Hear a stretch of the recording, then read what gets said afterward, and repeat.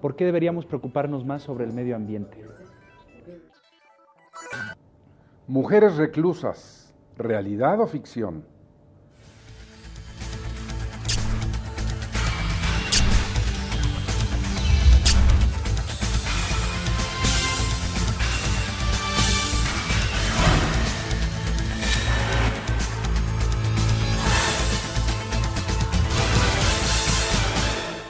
Una vez más estamos con ustedes en su programa Derecho Familiar. Les agradecemos nos permitan llegar hasta su hogar porque, como cada semana, con temas diferentes, con distinguidas catedráticas de la Facultad de Derecho de la Universidad Nacional Autónoma de México, que precisamente estamos en este mes, en este año, cumpliendo 100 años de su fundación.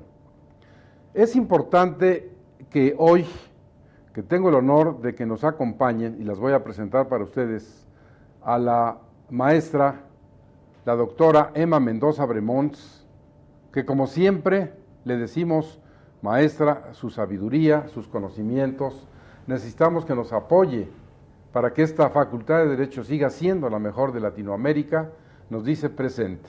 Y aquí está con ustedes la maestra Emma Mendoza Bremons, a quien le agradezco cumplidamente su presencia.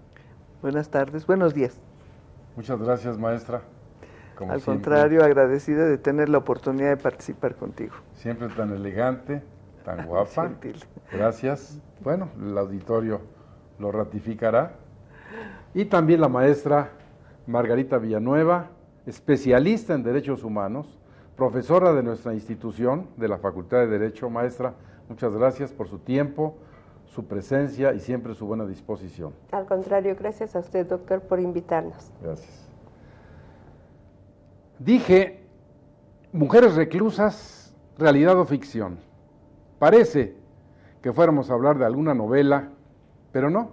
Ustedes van a escuchar de labios de las dos expertas que he presentado, cuál es la realidad que enfrentan en la actualidad quienes han sido privadas de su libertad, quienes forman parte de algún reclusorio femenil, federal sobre todo, y que desde el punto de vista del derecho familiar siempre hay una vinculación.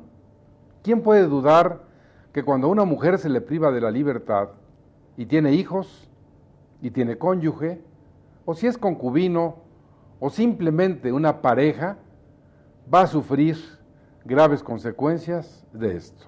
Pero, ¿y qué pasa dentro de las cárceles?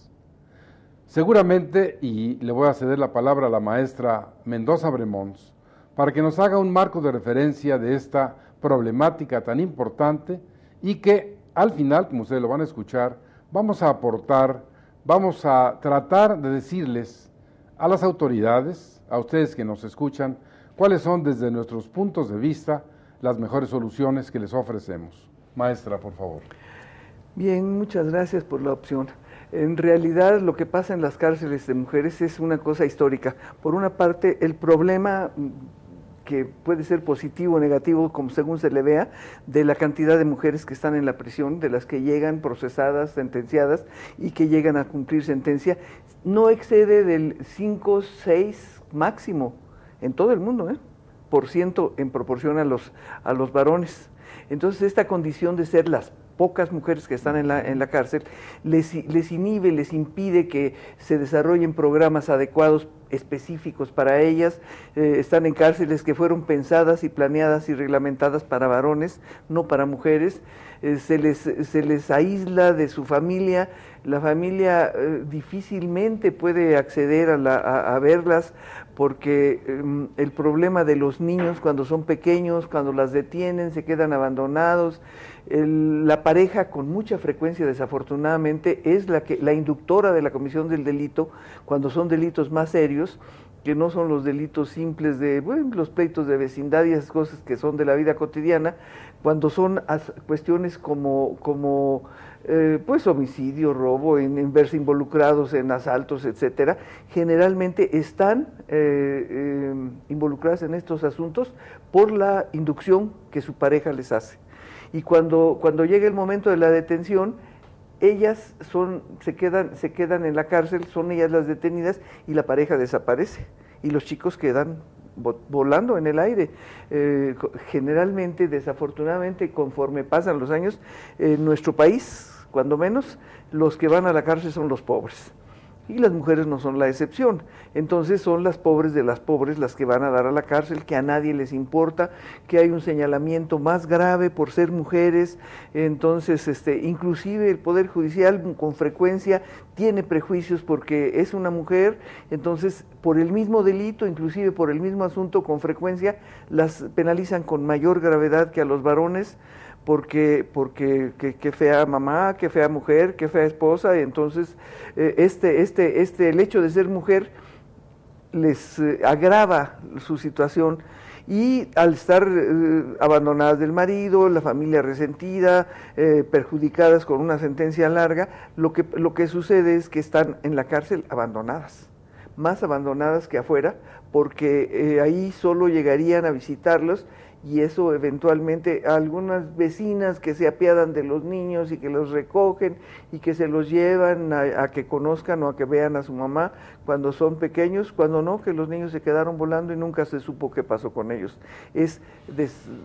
Lo positivo es que son menos las mujeres, continúa así, no solo en México, en todo el mundo, son menos las mujeres que llegan a la prisión, pero la circunstancia de que están abandonadas afuera y adentro por una educación mal orientada, tradicional en México y en muchos países de América Latina, del sometimiento, del que ellas tienen que hacer lo que el marido, el esposo, el papá, el hermano, el amante, lo que el varón de la familia ordena, y las señoras están acostumbradas desde pequeñas a obedecer, y esta obediencia muchas veces las lleva a situaciones tan graves como la comisión de un delito que puede ocasionar una pérdida de la libertad y de la familia, porque la familia se queda al garete. Es penal, sí, pero es familiar de cualquier modo, porque las condiciones en que los niños quedan, de que la familia queda, aún en una familia estable, el hecho de que la esposa vaya a dar a la cárcel por circunstancias, fraudes, en fin, cosas que llevan por ejemplo, clase media de familias estables, ahí llevan a la esposa a la cárcel, la familia sufre un impacto tremendo y con frecuencia le vuelve la espalda a la mujer.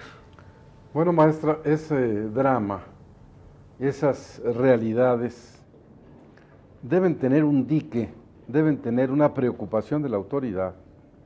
Usted, como experta, como profesora de esta materia, ¿se respetan en ese caso los derechos humanos de estas personas, de estas mujeres que, como pone la maestra Mendoza, pues es todavía más grave por esa condición femenina? ¿Qué se puede hacer realmente? ¿Qué derechos humanos tienen, por ejemplo? ¿Y estos se respetan? Lamentablemente no, doctor. Lamentablemente vemos que uno es lo que se dice y otro es lo que se hace. Están puestos, se dice que se van a aplicar, que se van a respetar, y no se hace. Las mujeres efectivamente, como dice la doctora Mendoza, quedan en un abandono total. Muchas ni siquiera por ignorancia, por su condición social, económica, no los conocen. Entonces ni siquiera para que ellas hablen por sí mismas y digan pues que se me respeten, y las autoridades tampoco hacen nada porque se les respeten a estas mujeres esos derechos humanos. No es específico del varón, no es específico de un sector de la población, son derechos humanos, y las mujeres son seres humanos que lamentablemente no se les respetan. Ahora, ¿cuáles son esos derechos fundamentales? Pues el derecho a la vida, el derecho a la libertad, pero el ya derecho a metida en la alimentos, cárcel, etcétera. Ya en esas condiciones, ¿qué la autoridad que Por tiene ejemplo, que hacer, por ejemplo? El derecho a la salud es algo tan curioso y tan triste, tan lamentable, porque una mujer, si llegó por algún delito y está en condiciones, de salud bastante mal, no es atendida. O si, por ejemplo, ella no sabía, o vamos a imaginar, sí sabe que está preñada, no tiene atención, no tiene cuidados en ese embarazo, al contrario, es hasta maltratada porque está embarazada, en la cárcel, es discriminada, ¿sí? Es señalada en la cárcel y la atención es abusada también en la cárcel por todos. Lamentablemente, entonces, ese derecho fundamental, ese derecho humano a la salud, en la cárcel de inmediato no la va a tener. ¿Cuántas veces nos damos cuenta que tienen algún problema sencillísimo, vamos, digestivo? Se puede morir la persona de una diarrea y no es atendida, porque de aquí a que se hace el trámite para que tenga la consulta, para que se le administre el medicamento, o hay algunas con algún problema, una apendicitis, una vesícula que está a punto de estallar. En lo que hace el trámite para que sean llevadas con el médico, para que sean atendidas o sean conducidas a cirugía, se muere. Entonces, ¿dónde está el derecho? ¿Dónde está ese respeto a ese derecho humano, la salud? Porque está en la cárcel, dejó de ser humano. ¿Se le suspendió ese derecho? No. Debe considerarse, debe respetarse, debe cuidarse a esa mujer. Puede ser el criminal peor que usted puede imaginar, no deja de ser un ser humano. Y muchas veces nos encontramos con esta situación, lamentable, triste. Muchas veces los alumbramientos, cómo hacen el dar a luz a esa criatura, y también muy triste que lo vemos en cualquier reclusorio de toda la República, porque no es específico en un lugar, de que esas mujeres cuando dan a luz al bebé no saben ni qué pasó con el bebé. Se pierde el bebé o lo reclaman, y muchas veces hasta, no, pues se murió, lo clásico, ¿no? No sobrevivió el bebé, y no es cierto. ¿Qué hicieron con el bebé? Bueno, estamos oyendo una realidad que impacta, que supera la imaginación del más prolífico escritor, y qué mejor que la maestra Mendoza, para que ahora, de acuerdo a lo que señala la maestra Villanueva, nos diga en su experiencia, cuando ella fue un buen número de años directora de reclusorios femeniles federales, y que se caracterizó en ese tiempo porque ayudaba a la gente. ¿Qué se puede hacer, maestra? Esto es dramático lo que dice la maestra Villanueva. Es terrible. Yo no sé una solución. El primer problema, y eso es en todo el país, pero en México, en el Distrito Federal, se resiente con mucha claridad, es la sobrepoblación en todos los reclusorios. En el caso de las mujeres no tienen sobrepoblación, porque como es el porcentaje, repito, de internas no llega al 5.5% en proporción a la de varones, no tienen ese problema. Pero tienen otros precisamente porque la falta de atención, ellas no tienen sobrepoblación, entonces no hay por qué en programas específicos, apoyos para desarrollo de readaptación, de reeducación, de educación, capacitación laboral, no lo hay. En algún tiempo el reclusorio que es ahora de mujeres, desde que yo trabajé ahí, era ya para mujeres, que era el hospital de reclusorios, un error gravísimo haberlo cerrado como hospital. Tenía algunos talleres adecuados para el trabajo de las señoras, pero por la lavandería, cosas que sean útiles para cuando tengan su libertad. Eso es lo que tienen que aprender, a valerse por sí mismas sin tener que estar dependiendo, como se les enseñó en la educación, dependiendo del macho de la casa, sino que tienen que aprender, capacitarlas. Esa es una opción de readaptación muy importante. Y sobre todo, talleres de autoestima, para que ellas también entiendan que valen como seres humanos y que tienen derechos que pueden exigir, y no simplemente someterse y bajar la cabeza y obedecer lo que el varón ordena. Ese es un error que viene de la educación desde los aztecas y por allá de los grupos europeos que nos colonizaron. Es un error que subsiste desafortunadamente hasta en las gentes que están lejos de las prisiones, pero las que están adentro están peor. Bueno, entonces tiene que hacerse revisión de los criterios carcelarios, ya no que la cárcel no sea la única solución que se da a la delincuencia ya cometida. Pues otras medidas. Otras medidas, ejemplo, prevención, sustitutivos penales, la ley los prevé, pero no se aplican. De acuerdo a lo que dice la maestra, que es muy importante y además nos puede dar un catálogo de alternativas de solución, como esta última que está mencionando, porque la problemática planteada por la maestra Villanueva es dramática, es realmente sorprendente, porque imagínense ustedes esa mujer embarazada y que además es violada en la cárcel. Pero quédese usted ahí, no le cambie, vamos a un corte y regresamos para más sobre este problema.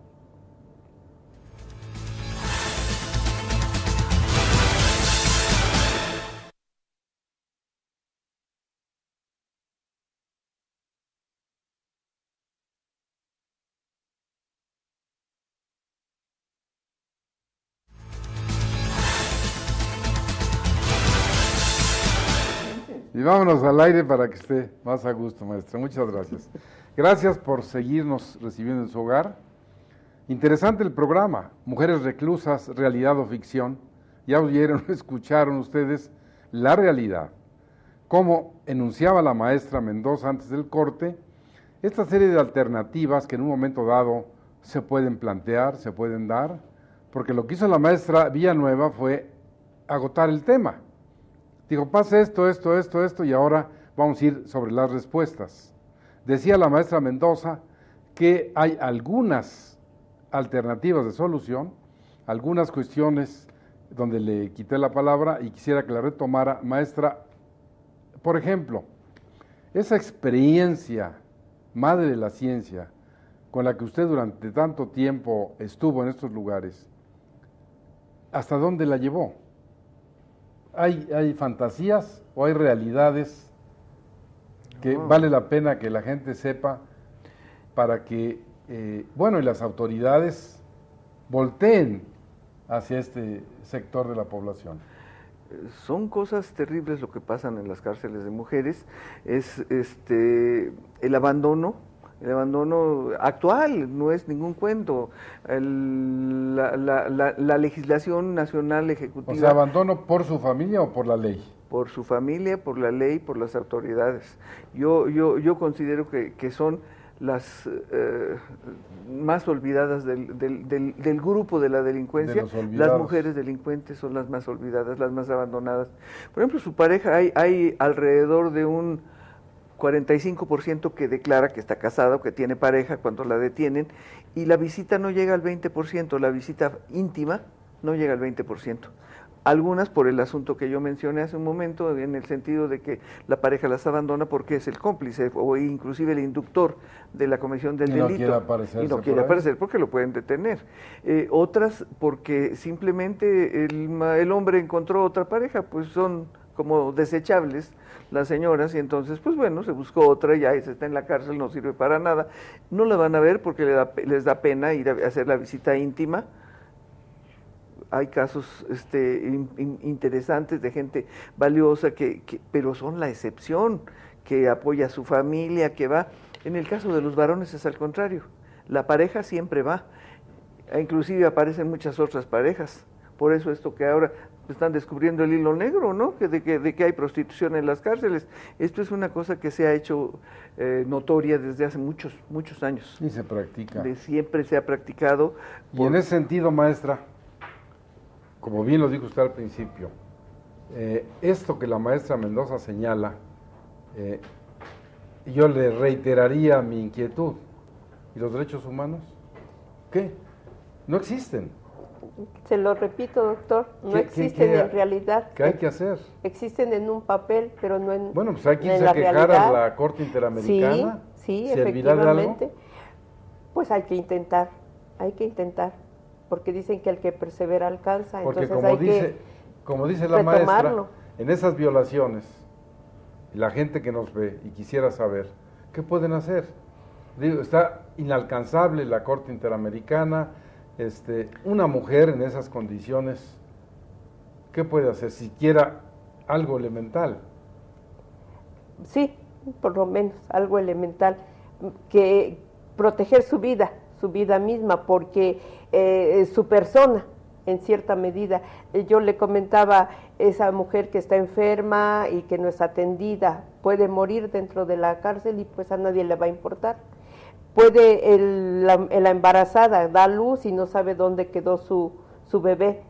Cuántas miles de problemas se presentan en la cárcel y no se dan a conocer. Y esa mujer que dice usted que hable, pues sí, ella y su familia, que se quejen. Si no hablamos, nunca nadie nos va a oír. Entonces tenemos que insistir, aunque parezca inalcanzable, precisamente conocedores y sabedores de que sí tenemos derecho. Que yo le estoy mencionando, pues yo creo que es uno primordial, el derecho a la salud. El derecho de decir, yo tengo que ser atendida, tengo que ser cuidada en mi persona, en mi salud, de lo contrario me voy a morir. Me gusta, tengo que ser atendida. Tú estuviste en esto, no viste el monstruo, estabas adentro. Esa es una frase hueca. No. Tiene que ser atendida. ¿Quién la atiende? Pues hay servicio médico, en el Distrito Federal hay servicios médicos, en la Federación hay servicios médicos, hay médicos que viven, que están asignados a la cárcel. Lo que pasa también, hay que reconocerlo, que los sueldos que se pagan a la gente que trabaja en las cárceles son una miseria, por eso la tentación de la corrupción se está siempre presente. Es un pretexto, porque si usted acepta un trabajo que te pagan 10 pesos, con esos 10 pesos tienes que cumplir, ¿no? Entonces, será que yo soy muy radical y yo siempre he vivido así en un medio muy difícil, pero he logrado cumplir con lo que yo considero que es lo que debe ser correcto, ¿no? Pero el médico que no va, que no asiste, que manda a decir que no puede, el enfermero que se roba las medicinas, o la enfermera que se roba las medicinas para venderlas, todo eso es la vida cotidiana en una prisión. Y la falta de trabajo, la cantidad proporcionalmente al número de internos, el número de personal técnico para darles el apoyo de la readaptación. ¿Al director es el responsable? ¿El director? Bueno, no, porque la designación, hay un presupuesto. Pero finalmente hay un director, pasa todas las cuestiones que ha señalado. ¿Sí? Tiene que haber un responsable. Yo recuerdo cuando yo trabajaba en los años, hace ya muchísimos, alguna oportunidad, dependen de servicios médicos, los directores de servicios médicos no dependen de reclusorios. Entonces, pues, el director del reclusorio no puede... Está desfasado la realidad. No puede poner orden porque los médicos tienen otros jefes. Entonces, ese es un error. Porque ¿cómo le mandas a un jefe que te dice, tú y yo somos iguales y no me mandas y no puedo ir? Te aviso que no voy. ¿Y qué haces? Y la enferma ya. Pues claro, hay la posibilidad de mandarlas a los hospitales públicos, pero siempre hay el peligro de que se te escapen, es muy delicado. Y claro, las mujeres son mucho menos tendientes a eso, por la misma educación a la que hago yo referencia, son pasivas, son mucho menos tendientes a la fuga, porque tienen el arraigo de los hijos, aunque no los vean, saben que están en alguna parte y no van a fugarse abandonándolos. Es muy, muy eventual, muy, muy raro que una mujer... Es ventajoso para una mujer estar en la cárcel.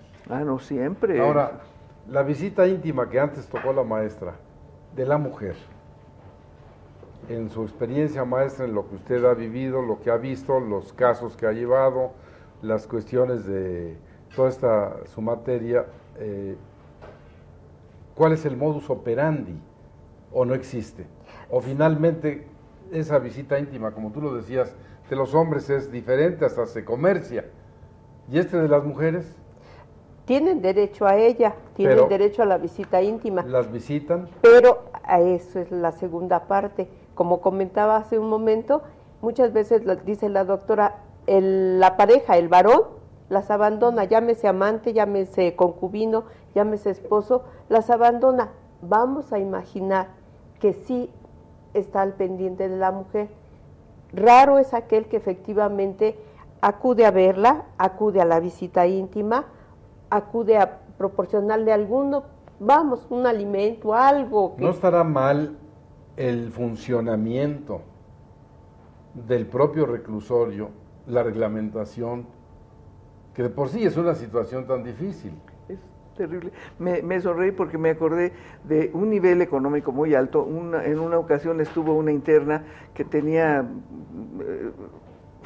pobrecita, de otro nivel. No sé por qué un tranza de un sinvergüenza, un notario y un ladrón, gente de Acapulco. Ella estaba en Estados Unidos y su papá murió y le dejó unos hoteles, y los ladrones que querían hicieron un cochupo, y ella vino a ver qué estaba pasando, y dejó su esposo y su bebé en Estados Unidos y vino, y cuando vino a México la detuvieron y no sé, fue a dar a la cárcel cuando yo estaba trabajando. Una muchacha de otro nivel, de otro mundo. Y en alguna ocasión avisó que venía su esposo, era un italiano, que venía de Estados Unidos a verla.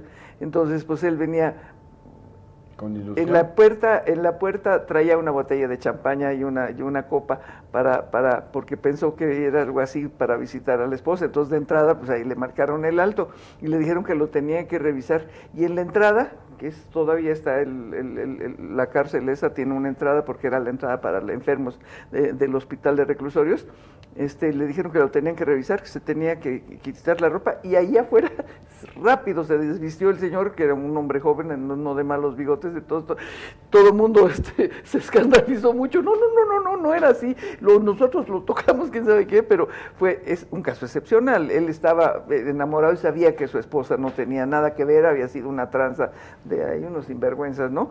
Pero es la excepción. En general es muy molesta la revisión, sí es molesta, porque pues como va a haber intimidad, claro, se hacen primero los estudios, se debería hacer. Si hay suficiente personal técnico, el trabajo social debería hacer todos los estudios para que cuando llegue la pareja, con la menos molestia pueda pasar a visitar a su pareja. O sea, sí, hay la duda de que introduzca sustancias. Siempre hay esa posibilidad, armas, sustancias prohibidas, algunas cosas prohibidas que no llegan a ser drogas, como que no son perseguibles pues como un delito, pero que pueden ocasionar incomodidad y problemas adentro. Entonces hay cosas que están prohibidas reglamentariamente y entonces pues se les hace una revisión, se les tiene que hacer. En el caso de las señoras que van a ver a sus parejas cuando ellos están en la cárcel y van a verlos de la cárcel a la cárcel, ahí es donde se presta a todo este desorden de la prostitución, que en contubernio, custodios y el marido las alquilan para que otros que no tienen pareja las utilicen sexualmente.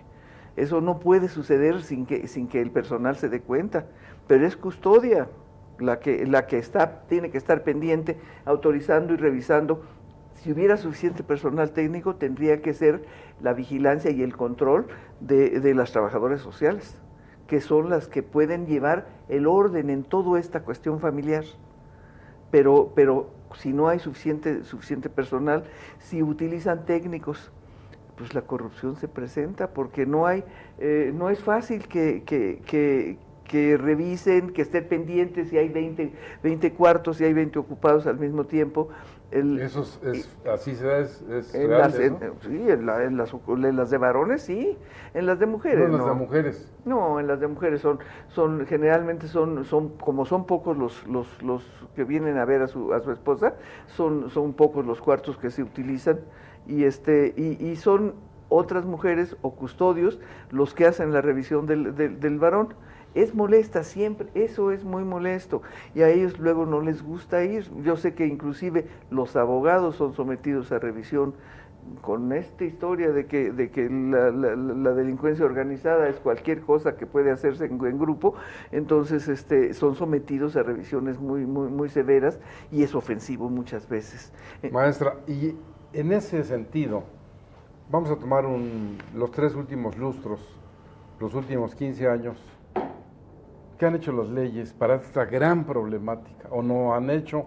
¿O las instalaciones? Hoy anuncian por ahí que va a haber 2 nuevos reclusorios, que ya no quieren los federales aquí. La maestra dice, con conocimiento de causa, no hay sobrepoblación en los femeniles. ¿Qué pasa? Yo que no conozco esta materia diría, pues hay una desorganización total. Y estas reformas... La desorganización sí sigue siendo total, y volvemos a lo mismo. Una cosa es lo que se dice y otra cosa es la realidad, lamentablemente. No permiten, muy pocas personas, a menos de los que estén trabajando como la doctora dentro, conocen las instalaciones.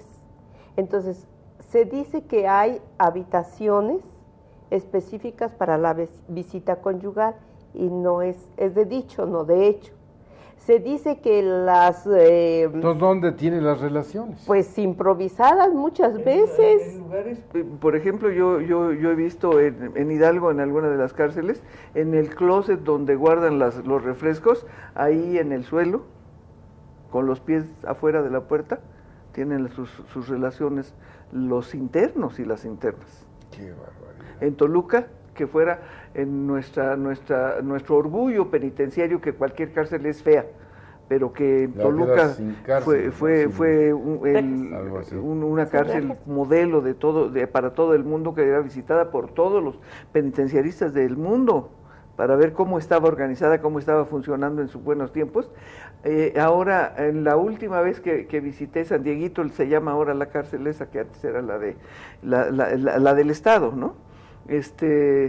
Tenían unas como caballerizas con cortinas de tela, pero la profundidad de la caballeriza pues no daba la estatura de un hombre. Entonces me tocó ver en alguna ocasión las piernas blancas de una gringuita que iba a visitar a su pareja, que era un hombre de por allá del estado, un indígena, y se veía pues la pierna blanca de ella y las piernas pretas de él ahí en el suelo, porque después no cabían dentro del cuarto. Entonces, acostados, de la rodilla para abajo quedaba fuera de la cortina. Esto en provincia es frecuente. Y aquí en el DF, ¿no? En el DF, la mayoría de los reclusorios hasta ahorita son viejos ya, pero están construidos con la idea de la readaptación, de la integración familiar, de la visita familiar. Entonces, hay sectores para hacer talleres, para visita familiar, para visita íntima, que se han ido reduciendo por la sobrepoblación.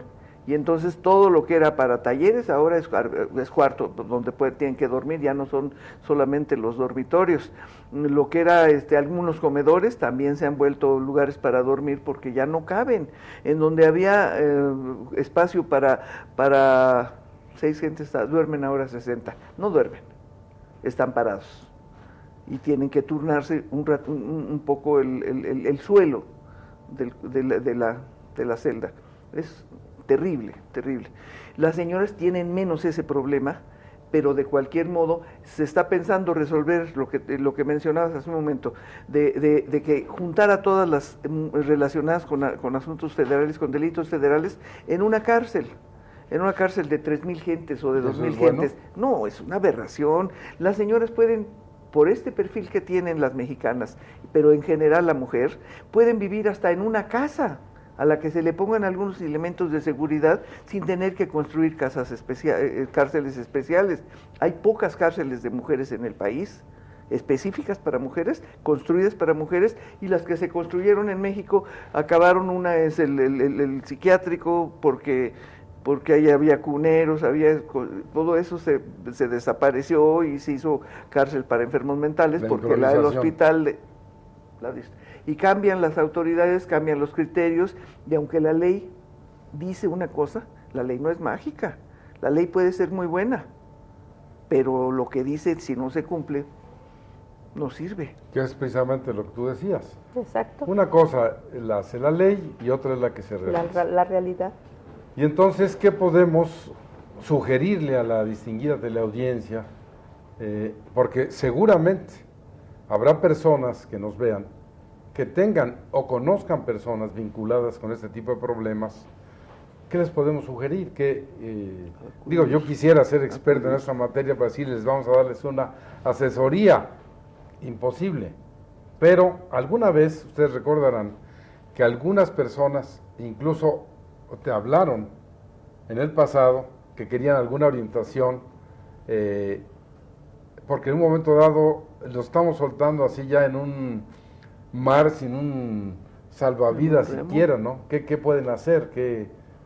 Porque estamos hablando del caos, de la crisis, de la desorganización, de todo lo que implica los bajos salarios, la corrupción, lo que es propio de personas privadas de su libertad, todas las implicaciones en la familia. Entonces, decía yo, ¿habrá alguna política que en el pasado la maestra Mendoza decía, ¿cuál rehabilitación? ¿Cuál readaptación? Probablemente, parafraseando esto, diríamos, vamos a ir a un corte, pero antes les dejo la palabra. Estaremos en presencia, así como esta realidad o ficción, de una degeneración social.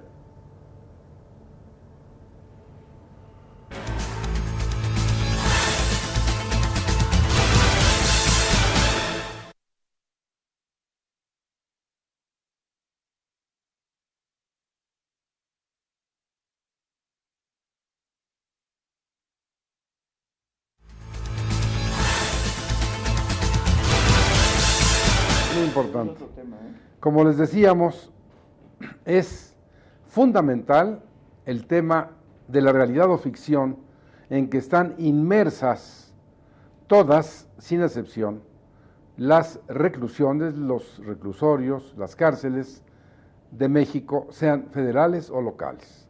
Por eso un programa de esta naturaleza es tan importante, porque está en el marco del derecho familiar, porque es la familia la que está involucrada.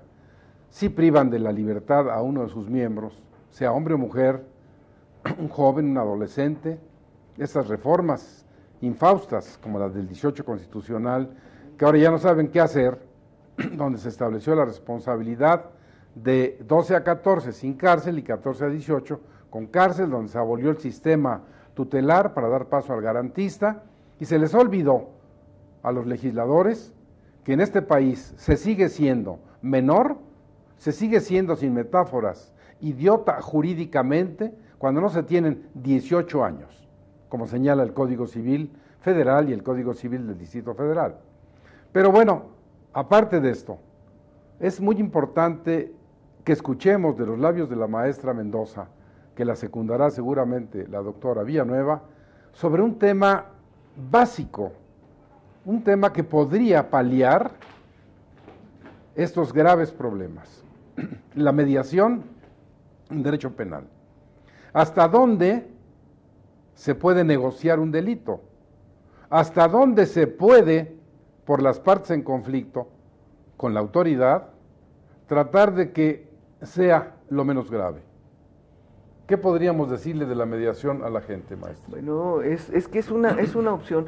A mí me escandalizó mucho pensar, cuando se inició a este manejo en México, pensar que se pudiera negociar un delito. Pero planteado como está, en principio para iniciar y descongestionar prisiones y no mandar a gente que le va a hacer más daño que beneficio estar en la cárcel. Entonces, la posibilidad, pero no es la negociación con la autoridad, doctor, es la negociación con la víctima, de manera de que el que ha sido víctima del delito sea enfrentado por el delincuente para que sepa las consecuencias, asuma las consecuencias. Yo te diría algo muy simple, que es este cambio que se hizo en el DF, donde ahora hay unos jueces cívicos que si chocas, guardada la proporción, y te negocias con el que chocaste, no hay mayor problema, excepto que haya muertos, o sea, delitos graves. Pero es una especie de mediación. Es mediación. Pero es una simpleza de un accidente de tránsito. Pero hay delitos que son así de simples. El que se robó un paquete de dulces en el supermercado va a dar a la cárcel. ¿Te acuerdas de que hubo aquí se le abrió la puerta al que era Giuliani de allá de Estados Unidos y vino a decir que había que meter a la cárcel a todos? Tolerancia, que cero tolerancia. Cero tolerancia. Era un absurdo. Porque pues es un absurdo, por eso estamos como estamos, porque se reformaron las leyes para meter a la cárcel a todos. En primer lugar, la cárcel no es la solución de toda la delincuencia. No hay prevención. No es preventiva, no sirve, para prevenir no sirve, al contrario, contamina, daña. Entonces la posibilidad de que los que no están dañados, de los que no están contaminados, que sean cometido delitos por primera vez, que son gente que no ha estado involucrada en ninguna otra actividad delictiva, que no sean delitos graves, aunque en Estados Unidos, en algunos estados, ya se busca la negociación aún de delitos más serios, como puede ser el homicidio. En este caso, la posibilidad de evitar que esa gente vaya a dar a la cárcel, pero que entienda que tiene una responsabilidad y que va a tener que cumplir con pagar por el daño que ocasionó, tener que negociar y convencer a su víctima de que pues que no lo vuelve a hacer. En fin, hay una serie de medidas, pero se requiere, claro, negociadores que sean los mediadores capacitados, que conozcan la ley. ¿Qué se requiere en México para que esta mediación sea una realidad? Yo iría con la maestra Villanueva, antes que me contestes, porque siento que los derechos humanos pueden ser una panacea, algo fundamental para la mediación. Yo creo que los derechos humanos, y con una presencia profesional, se podría resolver muchos problemas. Sí, además, ¿sabes qué? Hay otras opciones que no son cárceles, que son cumplimiento de libertad, no ir a ciertos lugares, opciones que ya están en la ley, pero no hay... En nuestras leyes. En nuestras leyes, por ejemplo, claro. El trabajo en favor de la comunidad. ¿En qué consiste exactamente? ¿En qué consiste? En que tú tienes que trabajar un número de horas que no pase de 3, que serían el tiempo extra que ¿Por qué tan poquito? Porque las otras 8 horas tú tienes que trabajar para vivir y para mantener a tu familia. O sea, estás en la calle. Estás en la calle, Okay. No vas a ir a dar a la cárcel, sino que tu castigo es que tengas que trabajar en favor de la comunidad. ¿En qué? En hospitales, en escuelas, en aseo, si tienes capacidad para llevar a cabo algunas obras de plomería, carpintería, etcétera, eso que lo hagas en favor, sin cobrar, en favor de la comunidad. Está ya prevista en la ley. Ahora, derechos humanos, ¿cómo nos puede ayudar aquí? Porque hay que sumar la pluridisciplina, hay que estas ideas juntarlas difusión, y entrar a esos graves problemas. Yo siento, y si no, tú me corriges, los derechos humanos frente al conflicto, y aquí está la juez, a ver, vamos a mediar, vamos a ver cómo se resuelve.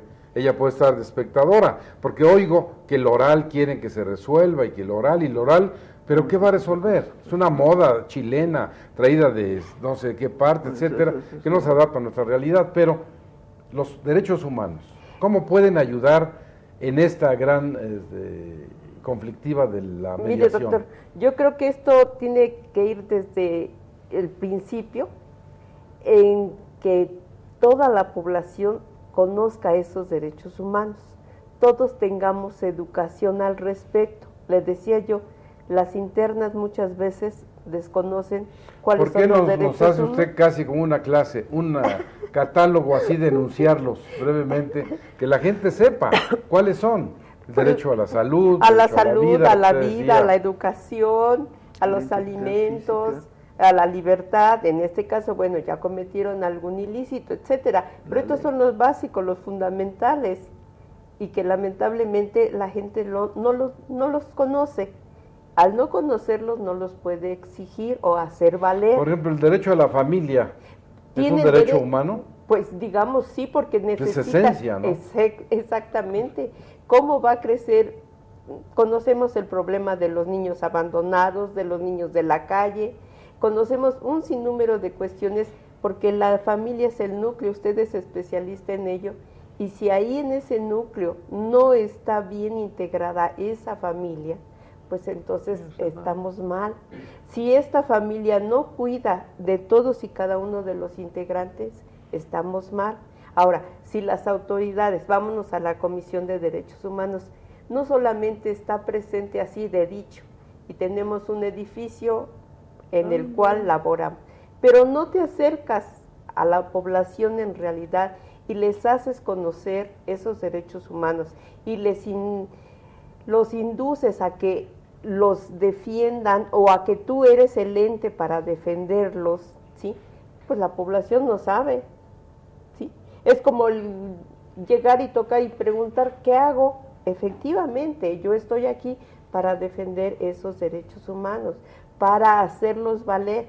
Tan derechos humanos tiene el agresor como la víctima. Y si en un momento dado puede llegarse a una mediación, estar presente la comisión, ¿sí? A través de que sean respetados derechos humanos del agresor y derechos humanos de la víctima. Maestra, esto de la mediación es un una cosa importantísima, que la gente debe asimilarla, debe hacerla suya.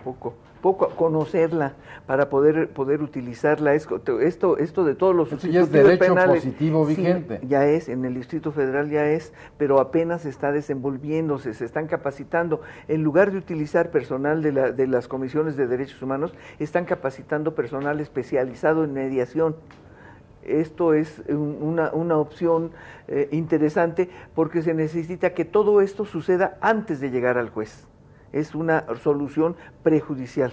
Es todavía más valiosa. Pero no se podría, como pasa en derecho familiar, una audiencia previa y de conciliación, aún ya estando con el juez. Es que para se habla de mediar. Se habla de mediación y conciliación porque de eso se trata. Y tiene que ser en el caso concreto de delitos que no sean graves, porque ahí sí se ponen en peligro gente que tiene reincidencias, aunque no sean delitos graves, pero que es multireincidente, no sería el perfil adecuado para una mediación, a menos que se comprometiera de alguna manera. Todo esto tiene que buscar la solución, el mediador tiene que ser totalmente neutral para escuchar los intereses de uno y otro y buscar que se acerquen sin tratar de influir ni resolver la solución, que aunque la vea él muy fácil, tiene que dejar que ellos se acerquen. Es una conciliación lo que se va a hacer. Solo cierto tipo de delitos que se prevén en la ley para que se lleve a cabo la mediación. Es muy importante. Pero a mí me llama la atención esto, que no sé si esto haga nugatoria la posibilidad de la mediación, que sea antes de llegar con el juez. Porque en un momento dado, ante el conflicto, si estás con el juez y el juez, siendo un delito no grave, está en presencia, hay un conciliador y ahí se termina. Sería muy importante para las partes en conflicto. No, es que ahí lo que si no se llega a un acuerdo, se salvan los derechos de acudir, de continuar con el proceso penal.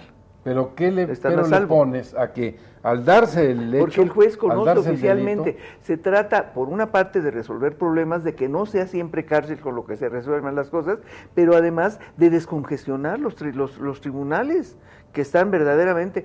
Nuestro problema de sobrepoblación es no solamente adentro de las cárceles, somos muchos. Entonces tienen que buscar soluciones que sean accesibles para toda la población.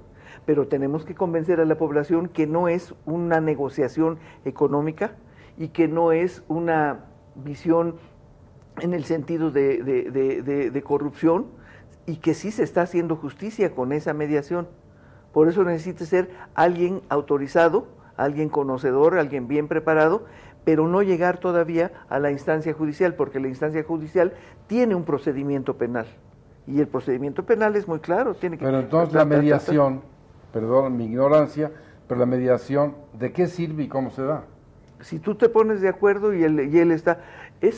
Yo no sé si has visto, en Estados Unidos hay la posibilidad, pero no, ahí es una panacea. No, y el mediador es el Ministerio Público, el equivalente al Ministerio Público, no es la víctima. O sea, hay autoridad.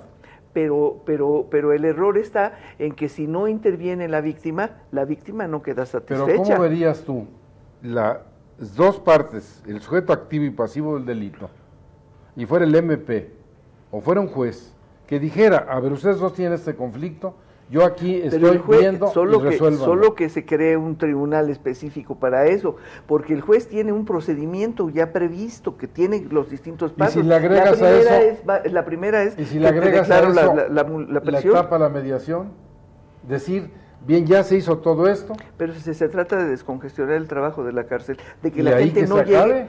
la gente no llegue ni al juzgado ni a la cárcel, tienen que, ya cuando llegan al juzgado van consignados, se revisó todos sus antecedentes penales, le tomaron fotografías de frente de perfil. ¿Ya no hay mediación allá? No, pues ya no, eso ya está todo, ya te clavaron. Pero, ¿qué autoridad moral puede darse en las dos partes en conflicto? Que nada más ellos se pongan así. No, para eso. No, ahí está el mediador. El mediador, ¿Y el mediador por eso de necesita una preparación especial. ¿De dónde es el se mediador? le paga. En el Distrito Federal todavía depende de la Procuraduría, pero tienen una dependencia creada especial aparte. No son ministerios públicos. ¿Sí? para que no se inicie el procedimiento. Son mediadores. Esa es su formación, esa es su profesión. Está todavía en ciernes. No, ya está aprobada la ley, ya está funcionando. Pero ¿es aplicable? Claro. Lo que pasa, y hay en alguna otra entidad federativa, de momento se me va, pero ya en el sureste, por allá, en Campeche, por allá, se inició esta cuestión de la mediación. Fue yo la primera vez que tuve contacto con esta idea de la mediación, que a mí me sorprendió mucho porque yo me crié en la idea de la formación pues, bueno, lo penal es penal y te vas a la cárcel si cometiste un delito. Yo en eso soy. Pero ahora fíjate que ha habido reformas en el sistema penal que se ha vuelto un poco híbrida entre sajón y toda la tradición germano-canónica. Se ha metido ideas de la tradición sajona de los Estados Unidos. Entonces, la visión es un poco menos rígida. Hay la posibilidad ahora, inclusive, del ejercicio de la acción penal mediante particulares, que antes fue un avance para que los particulares no ejercieran venganza. Fue un avance que el Ministerio Público fuera el único que pudiera ejercitar la acción penal.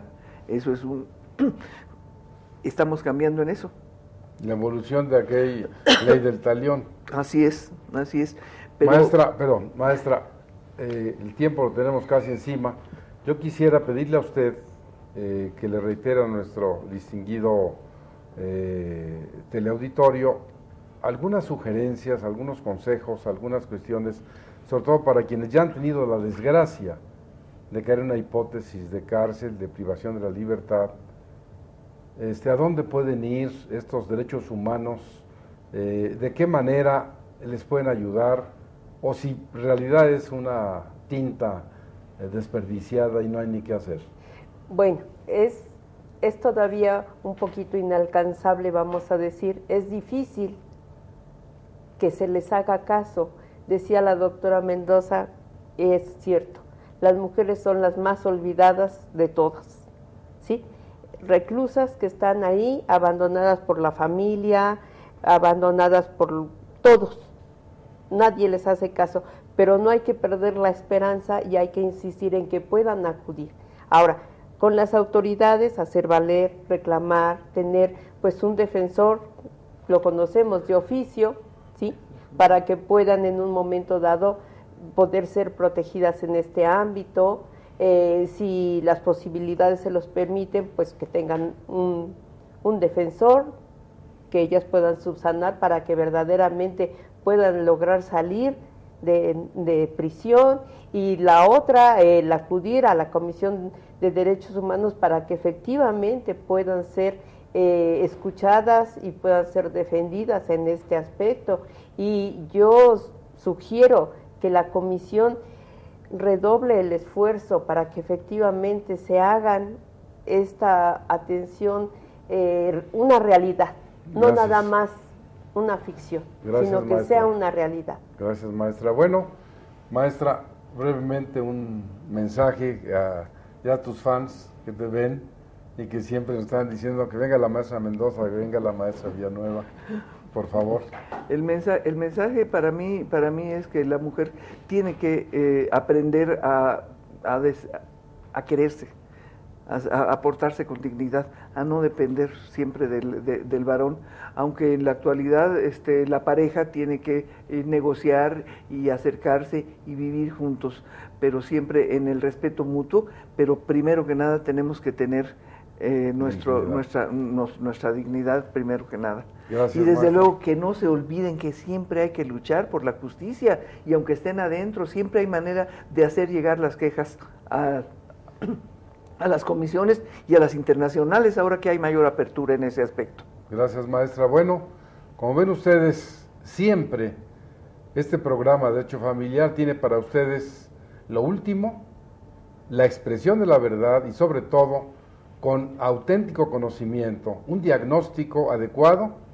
Usted que nos permite llegar a su hogar, siempre le damos las gracias porque eso hace que este programa sea una realidad. Nos veremos en el próximo y muchas gracias.